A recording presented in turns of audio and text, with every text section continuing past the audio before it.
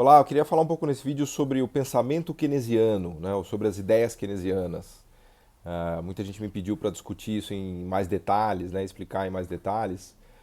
Antes de mais nada, dizer que o pensamento keynesiano não é um pensamento intervencionista, um pensamento comunista, né, nada disso. Na verdade, o Keynes ele era um grande reformista, ele era entusiasta do sistema capitalista, né? Ele era ele mesmo um grande financista, fazia investimentos, ganhou uma fortuna, né? Ele morreu multimilionário, né, com uma grande fortuna, era investidor ativo no mercado financeiro, mercado de moedas, enfim, ele era um gigante também dos investimentos. Né? Então, ele escrevia muito sobre as coisas fascinantes do sistema capitalista. Né? Ele era um entusiasta, ele tinha inclusive medo do avanço da União Soviética, por assim dizer, né? Do comunismo. Né? Então, esse é o primeiro ponto a se destacar. Né? A grande questão do Keynes foi explicar a crise de 29. Né? Ele viveu a crise de 29. Me lembro até quando eu estive lá em Cambridge, estive em Cambridge, Reino Unido, várias vezes. Né? E numa delas eu até tive a curiosidade de ir nos arquivos do Cambridge, né? Muito legal. Os arquivos do Keynes em Cambridge, desculpe. Eles têm, até hoje eles guardam lá no King's College, onde ele era professor, e inclusive ele era o gestor dos fundos, né, do endowment do King's College, que é um college maravilhoso de Cambridge. Aliás, quem nunca foi a Cambridge, sugiro, é uma das cidades mais bonitas do mundo. Né? Em determinado momento, eu acho que alguns reis ingleses transferiram a corte para lá. Tem aquela catedral o King's College justamente tem aquela catedral que é o King's Chapel, que é a catedral mais linda de Londres. Enfim, estou desvirtuando completamente aqui. Mas eu fui lá no arquivo e é legal você ver porque o Keynes ele tinha os recortes de jornais da época da crise de 29, né? E tinha circuladinho por ele assim. O Reino Unido perde não sei quantos milhões de empregos, os preços não param de cair no Reino Unido, na Inglaterra, a produção industrial despenca na Inglaterra, né? E tudo isso em 1927, 28 e 29, especialmente depois do estouro da bolha, né? Então o Keynes ele estava, você vê que ele estava obviamente incomodado com aquilo. Ele era um economista brilhante, né? E ele queria explicar o que estava acontecendo nos Estados Unidos, o que estava acontecendo na Inglaterra, né? Como é que 50% do sistema financeiro dos bancos tinha quebrado, tanto na Inglaterra quanto nos Estados Unidos, desemprego batendo 15, 20% da força de trabalho, né?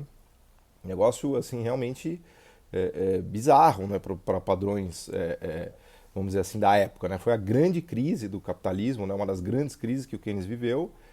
E depois, quando ele publicou a Teoria Geral em 1936, ele fez justamente uma tentativa de construir um sistema teórico capaz de explicar a crise de 29. Né?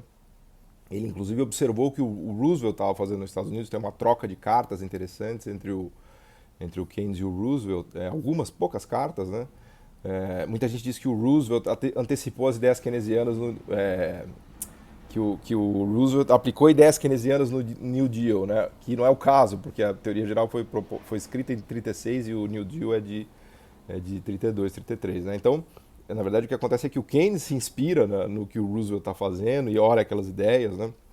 E aquilo ajuda ele a sistematizar o livro mais importante dele, que é a Teoria Geral do Juro do Emprego da Moeda, publicado em 36, em que ele dá uma nova explicação para as crises, para as grandes crises de demanda, né, para as grandes crises econômicas. E, na verdade, ali ele inventou a macroeconomia, apesar dele não usar a palavra macroeconomia, acho que inclusive na teoria geral, mas, no fundo, ele construiu o pensamento macroeconômico ali, né, porque desde então ou até então, os economistas não tinham uma explicação de por que o nível de produção mergulhava tanto, né, numa economia. Né? Eles não eram capazes de explicar por que o produto despencava, porque o PIB, porque a produção despencava 10, 15, 20%. Né? Não havia teoria econômica capaz de explicar isso, até porque na época os economistas ainda eram muito microeconomistas. Né? Eles enxergavam o sistema com capacidade de autoajustamento. Então, na cabeça deles, que por incrível que pareça, tem muita gente que pensa assim até hoje, né? Caras que vivem em outra galáxia, mas na cabeça deles o mecanismo de mercado era capaz de ajustar automaticamente os preços e as quantidades da economia de modo que uma crise nunca deveria acontecer. E aconteceu uma crise devastadora. Né? Então o Keynes falou, olha pessoal, essa ideia de ajuste automático do mercado, de preços, de salários e quantidades, não acontece. Né? O mercado não funciona dessa maneira, nem o financeiro, nem o mercado de produtos e bens e serviços e o mercado de trabalho. Né? Então a gente precisa repensar uma teoria, e daí que ele construiu a teoria keynesiana, né, que tem como pilar a ideia de demanda efetiva, ou seja, de quanto as pessoas estão dispostas a gastar, né, de quantos empresários estão dispostos a investir, os consumidores estão dispostos a consumir, os estrangeiros estão dispostos a demandar nossas coisas e o próprio governo está disposto a gastar ou investir, né? E a partir dessa decisão de gasto coletivo ou gasto agregado que se determina o nível de renda, né? E essa foi a grande sacada keynesiana, né? Que num modelinho micro, para você fazer ajustes de preço e quantidade, você tem que assumir que o nível de renda está dado, né? Então, se o seu nível de renda está dado, quando cai o preço, você demanda mais do bem, né? Porque ele ficou mais barato. Agora, o microeconomista, ele é um cara meio, vamos dizer assim, na bitola micro, ele não consegue enxergar o todo. Então, o grande problema dessa análise micro é que o seu nível de renda não está dado, né? Em termos macro, o nível de renda nunca está dado. Então, se os preços caem, mas se a sua renda está caindo, obviamente que você não vai consumir mais, que você não vai demandar mais, né? Basta ver o Brasil dos últimos 3, 4 anos, em que os preços ficaram estáveis ou até caíram de alguns bens e ninguém demandou mais porque a renda também estava derretendo, o cara estava ficando desempregado, e o nível de produção e renda do país estava caindo, despencando, né? Então, foi isso que o Keynes explicou. E ele atrelou isso de maneira muito brilhante, né, à dinâmica financeira, né, tem esse lado financeiro das bolhas financeiras, né, que no fundo tem uma ideia ali de bolha ou de excesso financeiro, que o Keynes não explora tão bem, isso está melhor explorado pelo Minsky, por exemplo, que é um economista keynesiano americano dos 60 e dos 70, ele detalha melhor essa coisa dos ciclos de bolhas, né, de booms e busts, né, que são manias e crises e pânicos, né, que aliás está muito bem documentado nos 500 anos ou 400 anos de história das crises financeiras do professor Charles Kindleberger, né, que era professor do MIT de História Econômica, deu aula para todo mundo, acho que para o Krugman, para o Blanchard, toda essa galera foi aluna do Charles Kindleberger, que era um economista já falecido, brilhante, né, historiador econômico, né, e ele mostra toda a história das crises financeiras dos últimos 400 anos, né, desde a crise das tulipas, né. Então, o Keynes ele faz essa conexão, né, da instabilidade financeira e das crises de realização, né?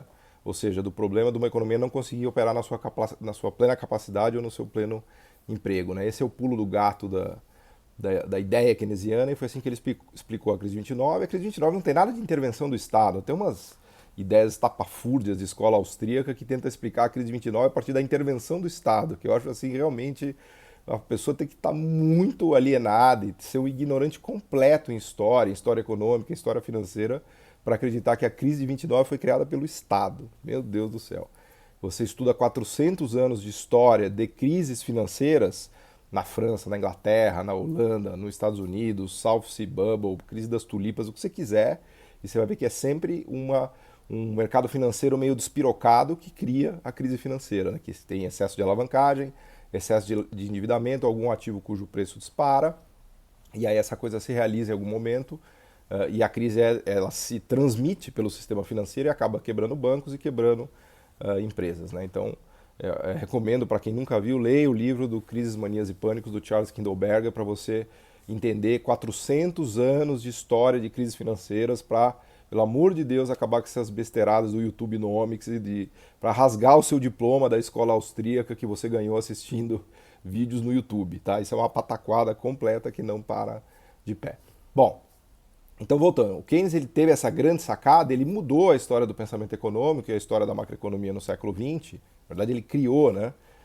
Ao mostrar que um sistema econômico ele não se autoequilibra, ele não se autoajusta, por isso que a gente tem grandes crises. E daí que veio a ideia dele do Estado como um estabilizador do sistema, né? Então a proposta dele é que o Estado entre gastando, especialmente investindo, quando o sistema implode, né? Essa ideia de que o Estado é um agente contracíclico, né? Quando a economia aquece demais, o governo e o Estado deveria se retirar da economia, parar de fazer gasto, não, no limite nem fazer investimento público, poupar, né? Para não deixar a economia superaquecer. E quando a economia implode e mergulha, o Estado deveria entrar gastando, especialmente fazendo investimento público, para tentar reativar o sistema econômico, né? Essa é a ideia resumida fundamental do Keynes, né? Então ele mostrou que o sistema de preços é incapaz de corrigir essa falha, né, de funcionamento de uma economia. Se tem muito desemprego, o preço do salário não vai cair para fazer com que os empresários contratem mais trabalhadores. Por quê? Porque os empresários não estão vendendo mais. Então não tem o menor sentido para o empresário contratar mais gente, mesmo que o salário esteja mais barato, se ele não estiver vendendo mais. E por que ele não está vendendo mais? Porque a economia parou de funcionar, porque o nível de renda e o nível de demanda despencou, né? Então a economia ela fica numa armadilha de pobreza ou numa armadilha de vamos dizer assim, de estagnação, que precisa de algum agente externo, ou como a gente diz em economia, uma demanda exógena, um investimento público ou um estrangeiro importando bens da economia doméstica, alguma coisa que puxa a economia e tire ela dessa armadilha de estagnação. Depois ela embala e aí tudo bem, porque a renda vai aumentando, as pessoas vão consumindo em função da renda, os empresários vão investindo porque a economia está aquecendo e ela vai que vai.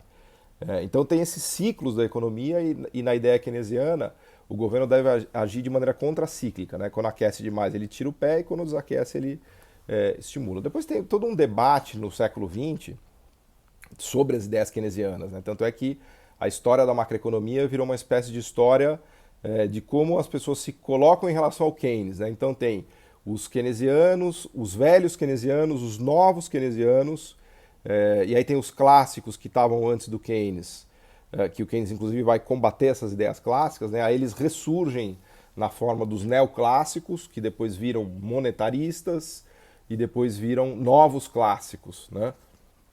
Tem uma discussão muito legal, depois eu faço um vídeo, o tema é longo, depois eu faço um vídeo especialmente sobre a história da macroeconomia, do pensamento macroeconômico no século XX, né?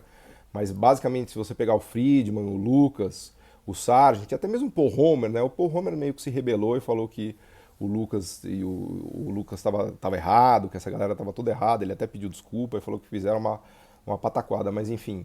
O fato é que esses novos clássicos e, se quiserem, monetaristas, a la Friedman, eles vão tentando demolir as ideias keynesianas, né? E eles ganham força nos anos, especialmente nos anos 70, porque a inflação acelera muito, né, por conta do choque do petróleo. De 1945 até 1970, a gente vive os anos dourados do capitalismo, né, que foi a melhor época de crescimento, de distribuição de renda, de emprego e assim por diante, né?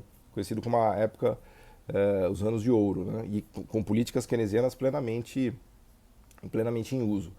Depois dos 70, a coisa começa a descambar um pouco, né? A inflação começa a acelerar por conta dos choques do petróleo. Os Estados Unidos começa a ver inflação de 10%, 15%, né? E aí as pessoas estão aplicando um pouco aquelas ideias keynesianas mecânicas, né? Começam a, vamos dizer assim, ser atacadas, falando, olha, vocês estão criando essa inflação com as políticas keynesianas e etc, etc, né? Quando na verdade foi o choque do petróleo que desestruturou todo o sistema financeiro e economia mundial, inclusive contribuiu para a aceleração da inflação nos Estados Unidos. Mas o fato é que as ideias keynesianas começaram a perder força nos 70, perderam ainda mais força com o neoliberalismo, se vocês quiserem, do Reagan e da Thatcher, né, no início dos 80. E aí os novos clássicos ganharam forças com o Lucas, o Sargent, toda essa turma. E o keynesianismo ele meio que recuou para a trincheira, né? Os novos keynesianos continuam ali, né? Que são o Blanchard, o Bernanke, o Krugman, o próprio Stiglitz, né? São novos keynesianos no sentido que eles não são keynesianos ortodoxos daquela época do pensamento keynesiano de verdade, eles ainda têm um pensamento meio que a gente chama de síntese neoclássica, né? Agora eu estou mergulhando num economês desgraçado aqui, mas a síntese neoclássica é uma tentativa de misturar as ideias dos clássicos antes do Keynes e das ideias keynesianas, né? O grande nome, vamos dizer assim, desse programa de pesquisa é o John Hicks, né? O John Hicks que escreveu um artigo famosíssimo em 37, se não me falha a memória, que o título é Mr. Keynes and the Classics. Ele tenta fazer essa fusão, né, das ideias keynesianas com as ideias clássicas, e que é o modelo ISLM, que aliás todo mundo estuda em graduação e em alguns cursos de MBA. O bom e velho modelo ISLM nada mais é do que isso. Mas enfim, já falei demais. O vídeo está ficando muito longo, mas o fato é que pós anos 80 as ideias keynesianas perdem muita força e elas vão assim até a crise de 2008. Quando vem a crise de 2008, aí o sistema vira de ponta cabeça de novo. E, de novo uma crise criada pelo setor privado, pela alavancagem dos bancos, pelo excesso de alavancagem com derivativos, pela criação de uma bolha imobiliária nos Estados Unidos. Não tem nada a ver com o governo, não foi o governo que criou, não foi o Fannie Mae, Freddie Mac, não foi isso que criou a bolha imobiliária. A bolha imobiliária foi criada pela desregulamentação financeira dos 90, que fez o mercado. Eu trabalho no mercado financeiro há mais de 10 anos, eu vejo isso no dia a dia, né? O mercado financeiro, se não for bem regulado, ele despiroca, né? A coisa da ambição desenfreada vira uma despirocada geral.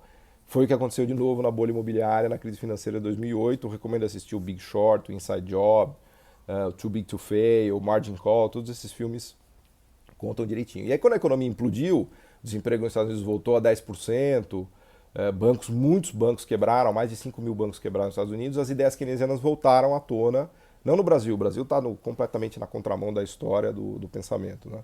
Mas no mundo as ideias keynesianas voltaram a ganhar muita força, os livros do Minsky foram reeditados, e aí veio uma onda de críticas dos economistas, inclusive ortodoxos, novos keynesianos, fazendo meia-culpa, né? O Mank, o Blanchard, o Bernanke, o próprio Paul Romer, né? Toda essa turma falou, puta, desculpa, mas a gente só fez, com o perdão do português, claro, só fizemos caca na macroeconomia dos últimos 20 ou 30 anos, e o macroeconomista típico dos anos 80 ou do final dos 70 sabia muito mais do que o que se sabe hoje de macroeconomia, né? Então houve uma espécie de volta às ideias keynesianas originais daqueles anos 30, né?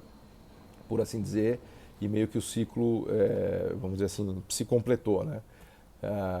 Enfim, então é isso, né?